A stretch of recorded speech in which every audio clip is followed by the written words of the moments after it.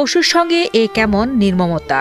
5 মাসের গর্ভবতী এক গাভীর জিহবা নির্মমভাবে কেটে বালতিতে ফেলে রেখে গেছে দুর্বৃত্তরা। প্রাণে বেঁচে থাকলেও জিহবা কাটার ফলে গাভীটি স্বাভাবিকভাবে খেতে পারছে না।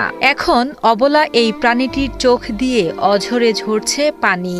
অসহায় প্রাণীর উপর এমন নির্মমতায় হতবাক ও বাকরুদ্ধ স্থানীয়রা। আমাদের বাড়ির এই যে এরকম একটা ঘটনা, গরুর জিহ্বা কাটা দেওয়া হয়েছে, গরুটি 5 মাসের গর্ভবতী। এটা কি অবস্থা করবে, এটা একটা সুস্থ বিচার চাই। এরকম ঘটনা আমি আর কোথাও শুনি নাই, দেখিও নাই। মঙ্গলবারের দিন এসার নামাজের আগ দিয়ে আমি গেছে বাইরে কলো যাই দেখা যায় জিব্বা হয়ে দিয়েছে। তখন ডাক দিয়েছে তার মারে যে কলো জিব্বা, তার মা লাইট লিয়ে গলিত গেছে, গলি যাই দেবে গায়ে রক্ত গলি ভাসে গেছে। পরে বলির মধ্যে সংবাদ দিলে আমি এখান থেকে আসলাম, এসে ডাক্তার লই আইয়া বিষ ব্যথার ইঞ্জেকশন করাইলাম। আমার ওর সাথে শত্রুতা নাই, কেউ যদি করে থাকে এটার বিচার আল্লাহ করে। এটা যারাই করছে খুব নিকৃষ্ট কাজ করছে, এটা বিচার চাই, এরকম যাতে না হয়। গাভীর মালিক হরমুজ আলী জানান, সন্ধ্যার পরে গরুর চিৎকার শুনে গিয়ে দেখেন গাভীর মুখ রক্তে ভেজা ও জিহবা কাটা অবস্থায়, আর পাশেই বালতিতে ফেলে রাখা জিহবা।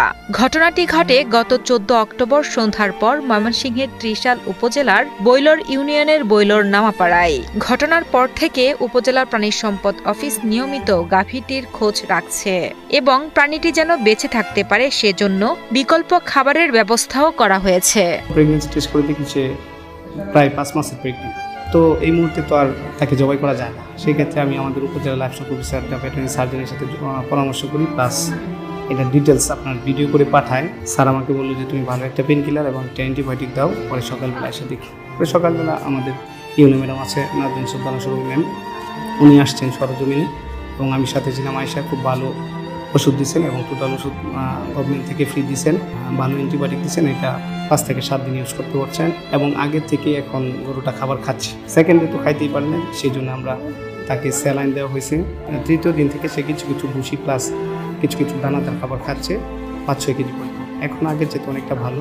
এদিকে 18 অক্টোবর সকালে ঘটনাস্থল পরিদর্শন করে ত্রিশাল উপজেলা নির্বাহী কর্মকর্তা আব্দুল্লাহ আল বাকিউল বারি জানান, গাভীটির প্রসবের আগ পর্যন্ত নিয়মিত দেখভাল করা হচ্ছে এবং এই অমানবিক ঘটনার সঙ্গে জড়িতদের শনাক্ত করে দ্রুত দৃষ্টান্তমূলক ব্যবস্থা নেওয়ার জন্য তদন্ত চলছে।